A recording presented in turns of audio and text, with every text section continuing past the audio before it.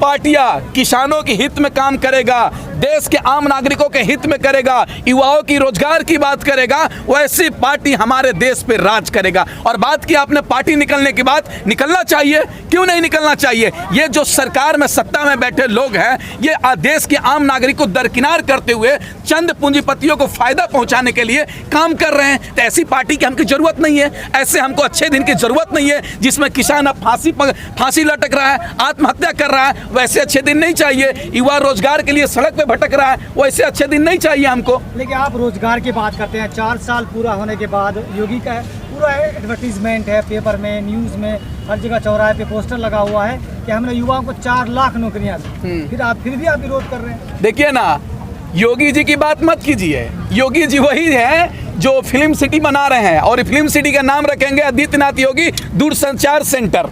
जिस तरह से मोदी जी ने गुजरात में नरेंद्र मोदी स्टेडियम के नाम रखा, उसी तरीके से योगी जी जो फिल्म सिटी बना रहे हैं वो अपने नाम से करेंगे। और उनकी बात मत कीजिए। जो आदमी बोलते हैं कि मैं सन्यासी हूं, लेकिन सन्यासी किसको बोलते हैं? जो देश और दुनिया के माहौल से छोड़कर जंगल में जाकर तपस्या करता है, उसको सन्यासी कहते हैं। लेकिन आदित्यनाथ योगी जी उत्तराखंड के रहने वाले हैं, जंगल वनवास जंगल इलाका है, पहाड़ी इलाका है, वहां छोड़कर लखनऊ में जाकर एक मखमली रोड में रहते हैं। वो सन्यासी नहीं हो सकते हैं, बल्कि आदित्यनाथ योगी जी मोदी जी के काम कर रहे हैं। और उनकी एक बात बोले, रोजगार की बात कर रहे हैं। देश में सबसे ज्यादा किसी राज्य में भ्रष्टाचार होता है तो वह उत्तर प्रदेश है। देश में सबसे ज्यादा किसी राज्य में बलात्कार की घटना घटती है, उत्तर प्रदेश में है। और योगी जी कह रहे बंगाल में महिलाओं को सुरक्षा देंगे। योगी जी पहले आप अपना उत्तर प्रदेश को संभालिए, तब जाकर दूसरे राज्यों में की बात कीजिएगा। आपने देखा होगा पिछले दिनों जब उत्तर प्रदेश का किसान बॉर्डर पे आंदोलन कर आ रहा था, तो ये योगी सरकार किसानों को नोटिस देने का काम करती थी, उनको डराने का काम करती थी। पिछले साल भी एनआरसी का आंदोलन हुआ था तो योगी सरकार ने गोलियां चला दी थी। ये सरकार कहीं ना कहीं अहंकार में चूर हो चुकी है। इस सरकार को उखाड़ फेंकने की जरूरत है। युवा तो मान रहे हैं कि 4 लाख नौकरियां दी, अगर नहीं देते तो वो युवा तो बोलते जिनको 4 लाख नौकरियां नहीं मिली है, वो आवाज उठाते हैं कि हमको नहीं मिली है, फिर प्रचार क्यों कर रहे हैं? नहीं, क्यों, कौन सड़क पर युवा रोजगार के लिए नहीं है क्या?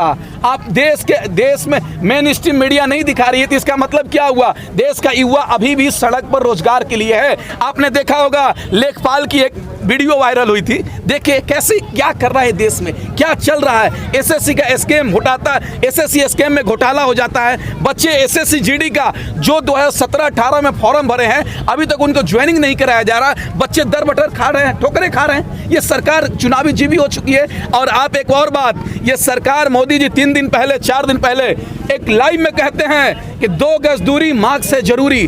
कोरोना से अभी भी खत्म नहीं हुआ है, लेकिन बंगाल से कोरोना खत्म हो चुका है और वहाँ बड़ी बड़ी लाखों की संख्या में, भीड़ में हजारों की संख्या में सभा हो रही है, वहाँ कोरोना नहीं है।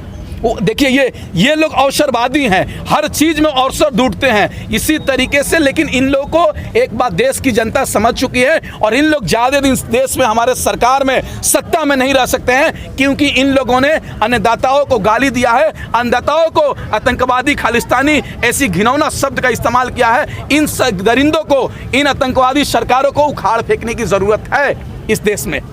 आपको ये नहीं लगता कि प्रधानमंत्री ने आपको छोड़ दिया है सड़कों पर, जब तक रहना रहो, हम आपकी बात नहीं सुनने वाले, फिर अब कब तक रहेंगे? नहीं, हम तब तक रहेंगे जब तक हमारी मांग पूरी नहीं हो जाती है। और पहले भी हम कह चुके हैं कि देख लीजिएगा, ये लोग जो सत्ता में बैठे लोग हैं, ये अंग्रेज के साथ जब हमारा देश गुलाम हुआ करता था तो चाय पर चुस्की लिया करते थे। तो जब वही लोग अंग्रेज के साथ रहने वाले हैं, डिवाइड एंड रूल, फूट डालो और शासन करो की नीति अपनाकर ये सरकार काम कर रही है। और हमको सोच रही है कि मैं थक जाऊंगा, मैं घर चले जाऊंगा। नहीं, पहले भी हमारे किसान भाइयों ने और हम लोगों ने कह चुके हैं कि जब तक ये कृषि कानून वापसी नहीं, तब घर वापसी नहीं। और एक बात सुन लीजिए, अहंकार टूटेगा। अहंकार हम किसके बल पर तोड़ेंगे? वोट के भरोसे चोट करेंगे इस सरकार को। 5 राज्य में चुनाव है, वोट के माध्यम से इस सरकार को गिराने का काम करेंगे। सरकार गिरेगी तभी तो हमें घमंड टूटेगा। 5 राज्यों की बात की, अगर 2 मई को आपके हिसाब से, किसानों के हिसाब से फैसला नहीं आया,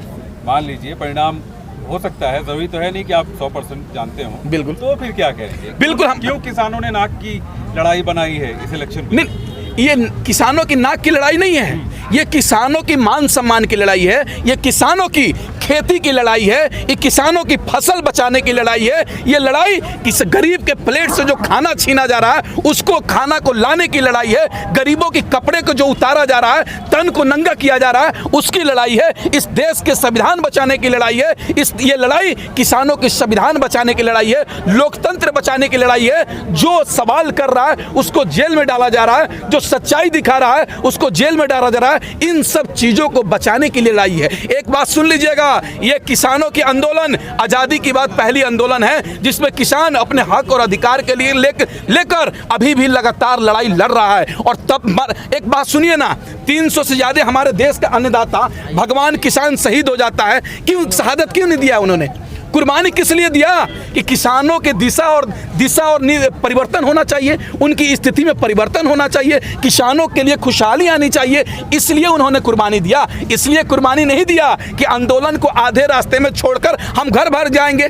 हम घर भागने वाले नहीं हैं। उस दिन भी हमारे ऊपर गोलियां चलने वाली थी, हमारे राकेश टिकैत साहब को जेल में भेजने वाले थे, लेकिन उन्होंने कहा कि हम मरना पसंद करेंगे लेकिन देश में ये तीनों कृषि कानून लागू होना पसंद नहीं करेंगे। हम जेल जाना पसंद करेंगे लेकिन ये देश में कृषि कानून लागू होना पसंद नहीं करेंगे। तुम कुछ भी कर लो, हम अपने हक और अधिकार के लिए लड़ेंगे और तब तक लड़ेंगे जब तक हमारी मांग पूरी नहीं हो जाती है।